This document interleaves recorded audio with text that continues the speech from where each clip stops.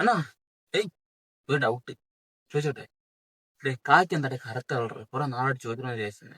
അത് ഈ കാക്ക രാത്രിയാണ് മുട്ടയിട്ടത്, അതുകൊണ്ട് അതിന് കറുപ്പ് കളർ. പോവാൻ വരട്ടെ, ചിലപ്പോ ഒരു ഓട്ടം കിട്ടാൻ സാധ്യതയുണ്ട്. അപ്പഴേ ഈ ചില കാക്കയില്ലേ കറുത്ത കളറും വെള്ള കളറും മിക്സ് ചെയ്ത്, അത് ആ കാക്ക പിന്നെ എന്ന് ജനിച്ചത്? അത് ഈ രാത്രിയും പകലും ഇതിന്റെ ഇടയ്ക്ക് മുട്ടയിടുന്നോണ്ടാണ് അതിനെന്തുവാ ഈ ആ കളർ കേട്ടാ. ഇതൊരു നടക്ക് പോണ ലക്ഷണില്ല. ഞാൻ ഇവന്റെ കയ്യിന്ന് 2 വാങ്ങിച്ചിട്ടേ പോവുള്ളൂ. അണ്ണൻ ബുദ്ധിമാൻ തന്നെ. അണ്ണാ ഈ തൊളവട്ടയ്ക്ക് എന്താണ് തൊളവട്ട എന്ന് പേര് പറയുന്ന? നീ കേട്ടോ നോക്കി